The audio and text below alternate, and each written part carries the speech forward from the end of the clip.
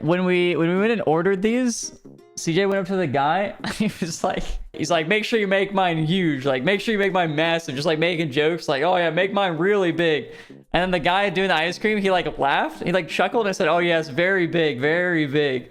And CJ just fucking lost his shit.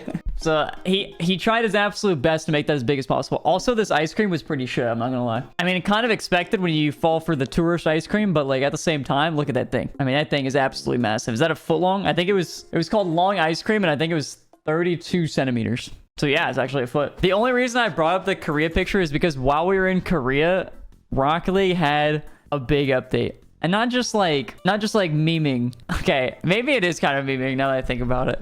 Because it doesn't... Whatever, I'm not going to get into it. Okay, hold on. I'll get into it in a little bit. They did something decently big that people were hyped about and they started caring about. You guys probably saw it because it's kind of like old news by now. But it said, starting tomorrow, nameplates over your teammates will show how much boost they have left. And people were super hyped. But this little circle right here shows how much boost you have. And it ends up going... And it shows you how much boost they have. And then it goes up and down. And people were super hyped about this. You could see a bunch of the Twitter lords like GC. Psyonix finally made a good update. I used to pray for times like this. You see even Mertzy, who's been dunking on Rocket League recently. He said, it's not April 1st. And so people were genuinely excited. Oh, also Stumpy had something to say. He said, we will look back at this moment and consider this update the first of a new era of Rocket League. Keep the updates coming, please. Thank you, Brand. Which is, I would say probably a pretty bold call. But then after that update, or after that tweet, they ended up making another tweet specifically about this update. And it's like they took something that they did that was very good, and then they immediately just like shut themselves down. You know, sometimes when a game dev makes an update and they just like kind of don't mention it, or like they don't say it, I feel like this should have been one of those moments. Or like, just don't do it on the same day. Because they make this really good update with the boosts. And it's like, everybody can track your teammates' boosts and all that stuff. And then they tweet out, starting tomorrow, the names of these item rarities will change. Common is base. Uncommon is sport. Rare is special. Very rare is deluxe. Limited luxury. And if you're like me and thousands of other people, you're wondering what is the point of this change. And I would assume it's because these are more car-oriented names. And they probably match Rocket Racing or something in some way. But that's probably my best guess. And then... you know, the same people who were just praising Rocket League. I mean, how long ago was this? 11 a.m. And then they tweeted at 12. It took 45 minutes. So GC, I used to pray for times like this. Mercy, it's not April 1st. GC, nobody has. Luxury is just a fancy word to charge luxury money. It was absolutely pointless to make the change. They tweeted it 45 minutes later after the good change, and then people were just instantly dunking on them again. But regardless, that's not really the point of what I'm talking about here. The point is that they actually made a good update, a meaningful update, and it was actually one of the changes that I would say changed like a core part of the game. A lot of the times when Rocket League makes an update, it's either like a new map that doesn't change the game, right? It's just like, you know, people like to say reskin, but you know, it's just like new assets in the game, new cosmetics, right? They do a new rocket pass, a new cosmetic, a new map. But this was the first time in a very long time that Rocket League actually changed gameplay updates. And I went back and I looked at when the last time this was, and let me tell you, this was a deep scroll. And I will also say I was avoiding bug fixes in this. So there was one that was a bug fix, which is this ball collision fix right here. It was January 24th, 2023. And this was when balls rolled up a corner in certain maps, they would interact differently. So they ended up fixing that. They patched that. But that wasn't like a core change they wanted to make. That was more so like people realized a mistake and then they fixed it. And so, yeah, they have these like boost nameplate things, which is a big change. And the last time they made a change, I'll actually just scroll to it because I want you guys to see this scroll. So we're in 2024. We're going to go down 2023. Surely it's coming up soon. Here's the ball collision fix. We're actually going to keep scrolling here. 2022. I think it's right here.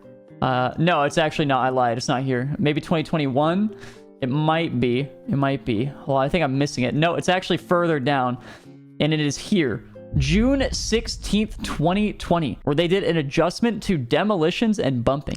That was the last time that they actually made a change to the game. Now, I wouldn't even call this one a bug fix necessarily. You probably can, but they made active changes because the community complained, essentially. There was a lot of issues with demos. You know, I don't even know if there were issues. I think they were meant to be like that, but there was a lot of community feedback about why they shouldn't be like that.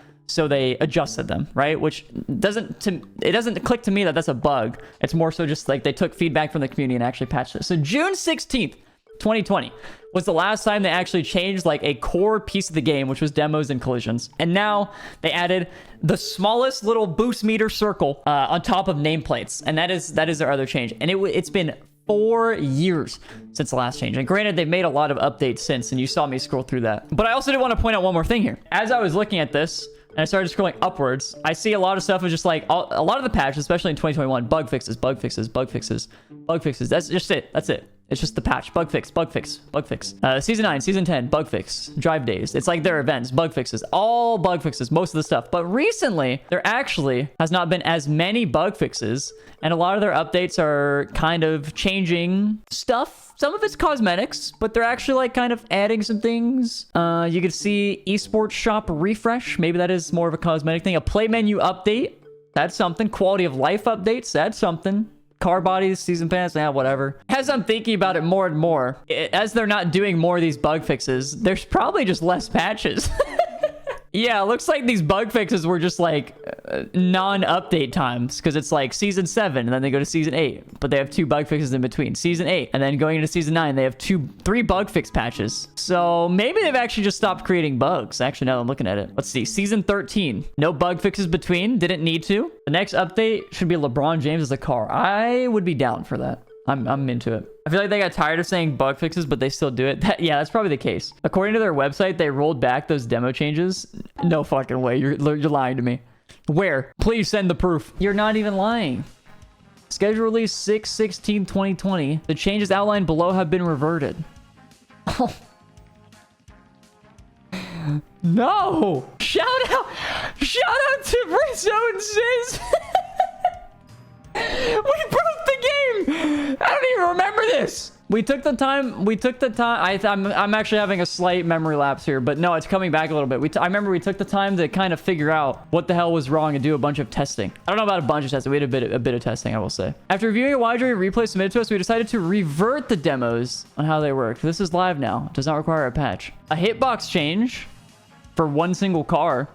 Does that count? I don't know. I feel like that doesn't count. Transparent goalposts. I would say that's game changing. That changes the core of the game, because that was actually really annoying.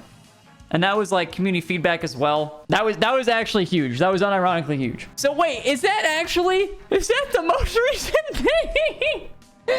2017? Oh God, why? I tried to give them the benefit of the doubt in 2020, but they reverted it? Oh, brother. What about when they added Bake's mod free play mechanics? But I think that's more of a quality of life thing. That's not like changing the core of the game. That's not changing your gameplay. Like even goalposts, like I feel like I'm moving the goalposts and saying that this is like game changing, but it kind of is.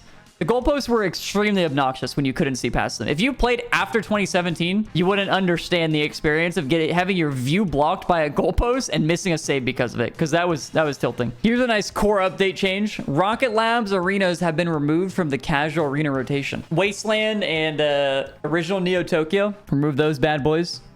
Oh wait, this is casual arena. I mean, casual still counts, I would say. Players can now set arena preferences on all online playlists. Basically, they added this because people didn't like Wasteland and people didn't like Neo Tokyo. But you would still queue and like you would dislike the maps you didn't like, and you would still be forced to play them. Everybody in the lobby would have the map disliked and they would still come up. I don't know if it didn't work or if they still just like made people play it or something, but it was some bullshit. So yeah, 2017 was the last time they made a core gameplay change. Wait, I already forgot which one it was. The goalposts? Yeah. They made transparent goalposts, but all these other ones are basically bug fixes, which are good.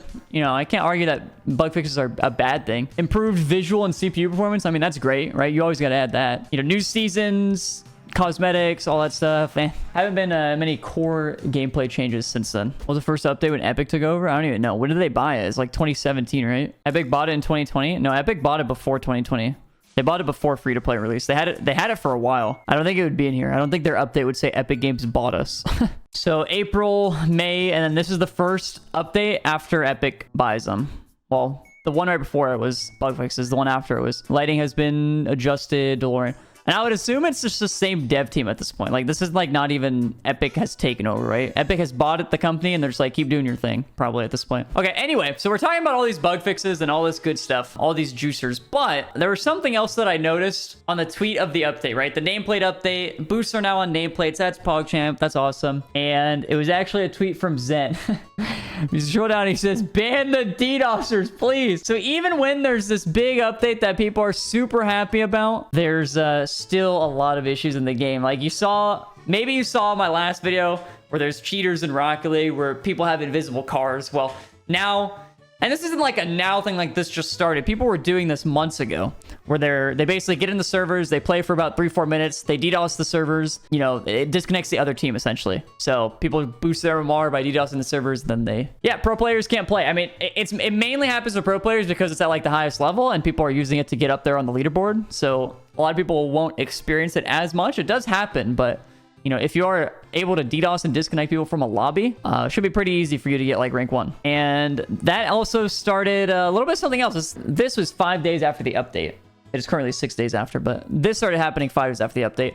Guys, Psyonix Studios is being raided on Twitter right now. Did something happen? Yes, actually. A lot of people are getting DDoS, but I saw this from Vati, actually. Big Vati ends up tweeting. I saw this first from Vati, but it's a copy pasta from somebody else, I believe. But saw first from him. The studio behind are at Psyonix Studios. The studio behind Rocket League needs to break the silence. Millions owed to pro players, servers being DDoS and ranked, and lackluster communication. It's time to invest in those driving esports and evolve for the community's sake. Hashtag Rocket League, hashtag KCorp. And you have basically every KC Ultra tweeting this as well. And you can just scroll through this and it's hundreds of people just copy pasting this bad boy. Because something needs to be said, especially, I mean, to the point, like, you know, if they don't update the game, whatever. DDoS being ranked, yeah, that does ruin the game. But also, if you're still owing players millions, you know, according to the tweet, which I made a video a while ago about pro players not getting paid. I figured it was all done and figured out, but I guess not. My guess would be that maybe there's a little bit of issues because these guys are not US residents and there's different like tax laws. That's my best guess to the situation. But again, I don't know and I'm just completely guessing on that. And I'll share in a little bit why I'm saying that specifically. And then, you know, Rise also tweets the same thing. It's basically all of KC tweeting the same thing. And Eversack says something as well. Hey, Psyonix and Rocket League, I think now would be a crucial time to start communicating a lot more to us about the ongoing problems affecting the game and preventing players, also pros, from training properly. It would also be really appreciated if we could have a roadmap about the future of the game, what you plan to evolve, and be more open about the issues. So, you know, I mean, this is like, it's so crazy because this is not new. Like, I'm repeating this, I'm reading this, but I've heard this for 4 years, 5 years. This is insane at this point. No? Am I losing my damn mind? It's just, it's crazy. Just knowing that you guys are investigating the DDoSing of the servers, the cheaters boosting the very poor condition of the servers, and the situation about the cash prize for the players would be a first step in the right direction. Now, I don't know specifically about how it works for French players specifically, or players from not from the US, basically. But there is a website if you are a gamer for Epic Games. If you play Fortnite, you play Rocket League, and this is how you claim your prize pools. Now, maybe if there's a pro player watching this that actually doesn't even know this, and they're just like, where's my prize money? Isn't it just supposed to hop in my PayPal? Basically, you go to this website, and I don't think I can show the link, or not the link, but I don't think I can show the page because it has like maybe some information on it that I can't show. But anyway, it's this website. So if you have money in there, you sign up, you do all your tax information, then they figure out how to pay you. But I actually looked at it, and I was actually missing a payment from Twitch Rivals from like 2 years ago. And all I had to do was click send the payment, and they sent it. But the crazy part is I also had payments from Qualifier 1, which was like 3 months ago. And I also noticed that, and I immediately clicked, okay, you know, click, pay me. And I did that maybe about an hour and 10 minutes ago. I'm trying to hide the transaction ID. But they paid me already. It took 10 minutes. It's at the 100 bones. So I don't know if people don't know that the site exists, or maybe they do and there's just different laws for different regions. But that would be the place to start.